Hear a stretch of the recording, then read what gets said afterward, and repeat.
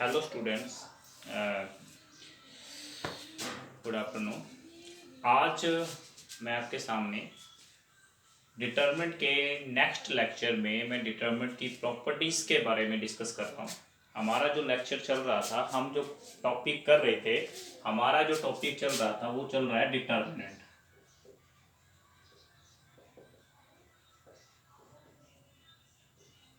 Twelfth, ठीक है। तो इसके अंदर हम आज प्रॉपर्टी से रिलेटेड डिस्कस करेंगे कि हमारे पास डिटरमिनेंट्स की प्रॉपर्टीज क्या क्या होती है। मेन प्रॉपर्टीज मैं आपसे डिस्कस करूंगा यहाँ पर, जो मेन सबसे ज्यादा यूज की जा सकती हैं आपके डिटरमिनेंट में। तो सबसे फर्स्ट जो प्रॉपर्टी आती है उसमें क्या है कि if row change into column, कि जब किसी मैट्रिक्स में, जब किसी डिटरमिनेंट में रो को हम कॉलम में चेंज कर देते हैं तो then determinant will be unchange, कि जो उसका डिटर्मिनेंट होता है वो अनचेंज रहता है। मतलब यहां पर क्या है कि कोई ए मैट्रिक्स है, हम हमें इसका कोई डिटर्मिनेंट, जैसे ए, कोई एग्जांपल ले रहा हूं यहां पे मैं,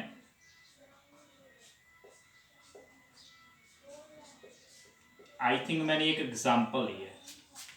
ये एक ए मैट्रिक्स है, A B C 1 2 3 E F G। अगर मैं इसकी रो चेंज इनटू कॉलम का यहां पे मतलब क्या होता है, ट्रांसपोज से ट्रांसपोज कर रहा हूं,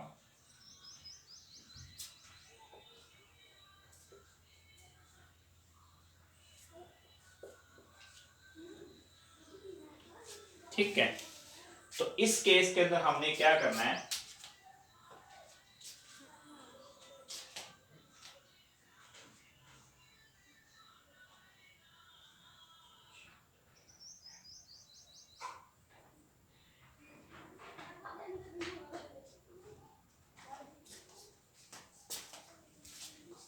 तो इसके अंदर हम क्या कर रहे हैं कि फर्स्ट प्रॉपर्टी हमारे पास क्या है, if row change into column then determinant will be unchange. मतलब मैंने किसी मैट्रिक्स का क्या किया, ट्रांसपोज किया।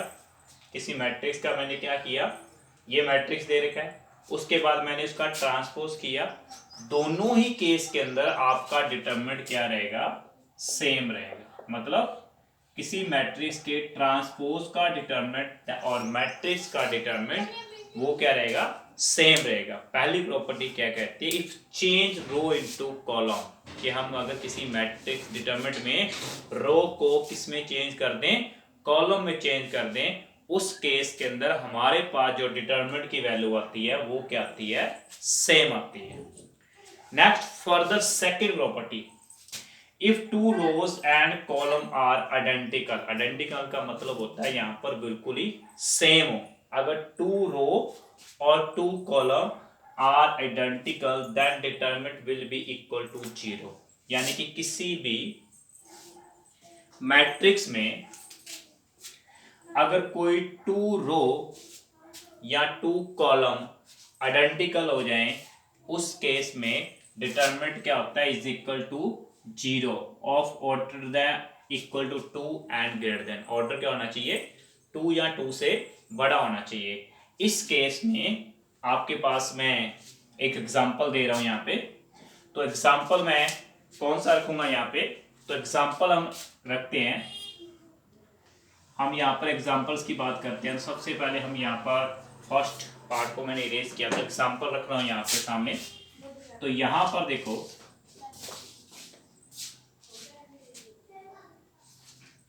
1 2 3 1 2 3 -1 2 5।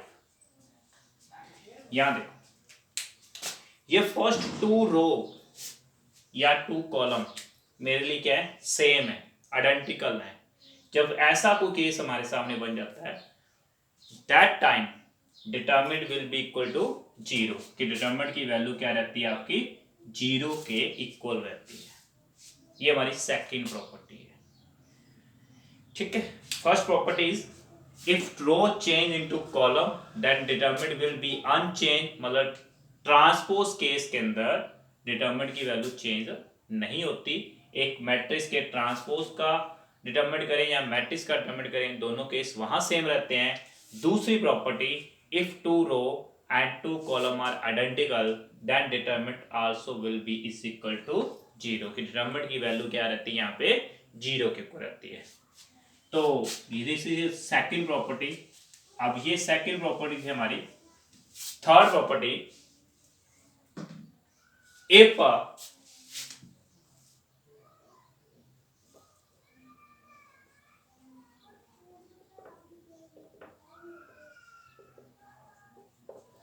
if two row or two columns are interchanged, then determinant will be opposite of sign. Mean अगर कोई भी दो रो और कॉलम को अगर हम इंटरचेंज कर दें,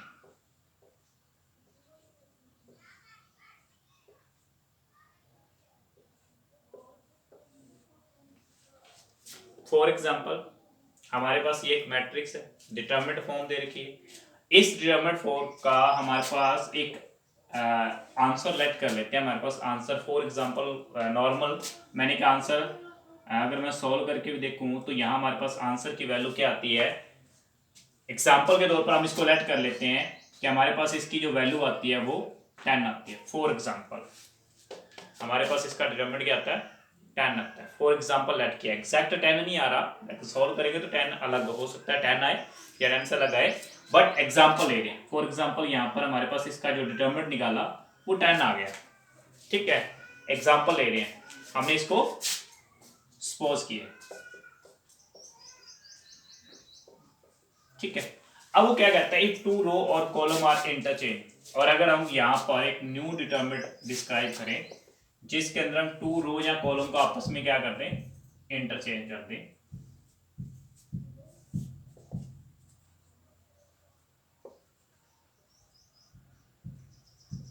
तो determinant will be change in sign. अब हम सोल्व करके दिखाते हैं इसको कि इसका साइन चेंज कैसे होता है। सपोज से क्लियर नहीं मान होता, चेंज करके दिखाते हैं। जैसे 1 के मल्टीपल में इसकी क्योंकि हमें पता है कि डिटरमिनेंट सोल्व करते वक्त हम क्या करते हैं, रो एंड कॉलम को लीव करते हैं।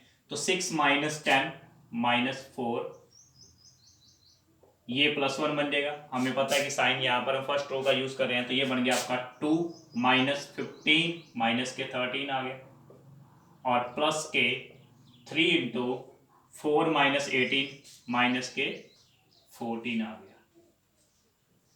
तो वैल्यू क्या बनी, -4 minus 13 minus 42 is equal to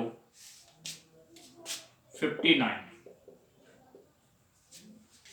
और अब हम यहां करके देखते हैं, डेल 1 हमारे पास क्या आता है, del 1 equal 2 into -1 -6 -1 -6 is equal to क्या आ गया, -7।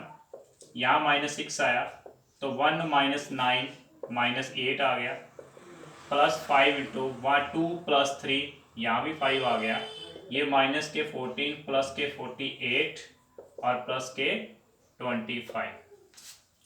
यहाँ से 14 माइनस हुए 25 में तो 11 आ गए, 11 प्लस 48 कितने आ गए, 59। तो here student determinant is -59 and here determinant is 59। Mean अगर हम कोई भी टू रो या कॉलम को अगर इंटरचेंज करते हैं, determinant will be opposite in sign, कि डिटरमिनेंट का की जो वैल्यू आएगी वो अपोजिट इन साइन आएगी, यानी साइन के अपोजिट उसका रिजल्ट रहेगा। ओके, तो ये आपकी थर्ड प्रॉपर्टी है। उसके बाद बात करते हैं हम फोर्थ प्रॉपर्टी के ऊपर। Let A either be a square matrix of order n and b be a matrix obtained from A by multiple of each element of a row or a column A by a scalar k, then B determinant is equal to k into A determinant. So same as, for example, this is a matrix of 1 -1 2 3, this is 2 by 2. Now determinant of this matrix 1 -1 2 3 6 3 plus 2 is equal to 5. 3 plus 2 is equal to 5. Now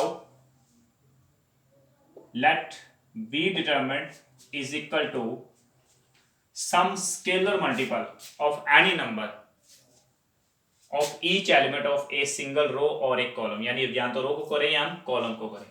तो हम क्या करते हैं, 2 से multiply करते हैं। 2 से हम किसी को भी मल्टीप्लाई कर लेते हैं। ये मान लो for example 2 minus 2 2 3। Now answer will be 6 plus 4 is equal to 10. Here determinant of B is 10 and determinant of A is 5. Now 2 into 5 is equal to 10. मतलब 2 into 5 करते हैं तो डिटरमिनेंट हमारे पास क्या आता है, 10 आता है। वे क्या बेटा, क्या प्रॉपर्टी थी कि अगर B किसी भी स्केलर नंबर से हम किसी रो को या कॉलम को मल्टीप्लाई करते हैं तो determinant of B is equal to K into determinant of A। Same as remarks के अंदर हमारे पास एक रिजल्ट बनता है, उस चीज को हमें गौर करनी है। यहां तो हमने क्या किया, केवल एक रो को मल्टीप्लाई किया है। अगर हम पूरी मैट्रिक्स को मल्टीप्लाई करें उस टाइम हमारे पास रिजल्ट किसके इक्वल माना जाता है, ये चीज भी हमें गौर करनी है कि अगर हम किसी मैट्रिक्स को किसी स्केलर के साथ मल्टीप्लाई करते हैं, उसके बाद डिटरमिनेंट फाइंड आउट करते हैं, तो वो रिजल्ट किसके इक्वल आता है, k raise power n into a का डिटरमिनेंट। यहां पर एक रो को किया तो 1 2 ओनली 2 आया। अगर हम स्केयर मैट्रिक्स में 2x2 के स्केयर मैट्रिक्स में दोनों रो को करते, दोनों की दोनों रो को करते, तो यहां पर हमारे पास क्या आना था, 2 का स्केयर बाहर आना था। अगर पूरे मैट्रिक्स को 2 से मल्टीप्लाई की जाती तो देन आपका रिजल्ट क्या आना था, 2 स्केयर इंटू ए का डिटरमिनेंट आंसर आना था। एग्जांपल देखते हैं, जैसे ये एक ए मैट्रिक्स है 1 -1 2 3, इसको 2 से मल्टीप्लाई करते हैं 2 -2 4 6। हमें अच्छी तरह से पता है कि यहाँ पर जो मैट्रिक्स को जब किसी स्केलर से मल्टीप्लाई की जाती है तो पूरे मैट्रिक्स को वो कवर करता है। तो यहाँ अब हम डिटरमिनेंट फाइंड आउट करते हैं, तो डिटरमिनेंट ऑफ ए इज 1 -1 2 3, तो now is equal to 3 plus 2 is equal to 5. Now determinant of 2a 2 -2 4 6 12 plus 8 20, यानी कि इसका जो 2a का जो डिटरमिनेंट आ रहा है वो 20 आ रहा है। 20 को लिख सकते हैं 4 इंटू 5। 5 हमारे पास किसका डिटरमिनेंट है, a का डिटरमिनेंट है, और 4 को क्या ले सकते हैं हम, 2 का स्केयर ले सकते हैं। 2 का स्केयर क्यों ले रहे हैं, अगर हम 2 से मल्टीप्लाई कर रहे हैं तो 2 का स्केयर बन रहा है, और ये कौन से ऑर्डर का मैट्रिक्स है, 2x2 ऑर्डर का मैट्रिक्स है, तो क्या बन गया, 2 स्केयर बन गया। तो यहां हमें क्या देखने को मिल रहा है कि अगर हम किसी स्केलर के साथ किसी मैट्रिक्स को मल्टीप्लाई करते हैं देन हम डिटरमिनेंट फाइंड आउट करते हैं, तो रिजल्ट किसके इक्वल लिया जा सकता है, k raise power n into determinant of a। n is any square matrix, order of any square matrix, कि n कोई भी ऑर्डर यहाँ पे हो सकता है। उसके बाद हम बात करते हैं लास्ट प्रॉपर्टी।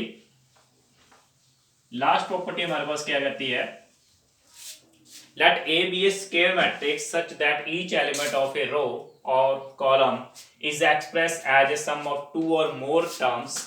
यानी कि अगर कोई भी मैट्रिक्स की केवल एक रो अगर 2 या 2 से ज्यादा टर्म के सम में एक्सप्रेस की जाती है तो then determinant can be also express as a sum of determinants of 2 और मोर मैट्रिक्स। यानी कि अगर कोई एक रो 2 या 2 से ज्यादा टर्म्स के अंदर या उसके एलिमेंट्स के अंदर कन्वर्ट की जाती है तो उसके मैट्रिक्स भी हम उतनी फॉर्म में बना सकते हैं। एग्जांपल जैसे हमारे पास है ये एक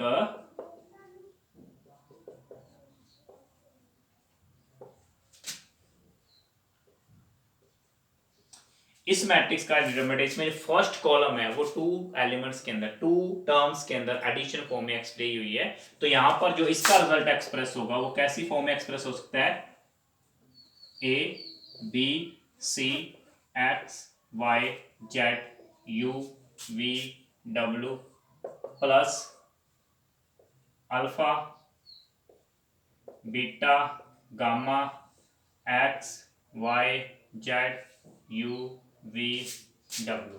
तो यहाँ पर भी ये जो मैट्रिक्स जितनी है ये रो टू पार्ट में हमें ऐड में दी हुई थी, तो हमने डिटरमिनेंट को भी टू पार्ट के ऐड में ले लिया। लेने का वे क्या होता है कि last two columns are same, last two columns जो आपकी हैं वो सेम रहेंगी। यहाँ पे लास्ट टू कॉलम में जैसे देखो x y z u v डब्ल्यू बहुत लास्ट टू कॉलम सेम है, बट चेंजिंग का है यहाँ पर फर्स्ट डिटरमिनेंट के अंदर मैंने फर्स्ट कॉलम का पार्ट ले लिया, इसका फर्स्ट एडिशन, और सेकंड एडिशन मैंने सेकंड की फर्स्ट कॉलम में ले लिया। इतना चेंज करना होता है जब भी हमें एडिशन की फॉर्म में एक्सप्रेस किया जाता है। तो ये जो चीज हमने की आज, ये थी हमारी प्रॉपर्टीज ऑफ डिटरमिनेंट, और इसी से रिलेटेड हम नेक्स्ट लेक्चर में क्वेश्चंस करेंगे। Thank you, good luck.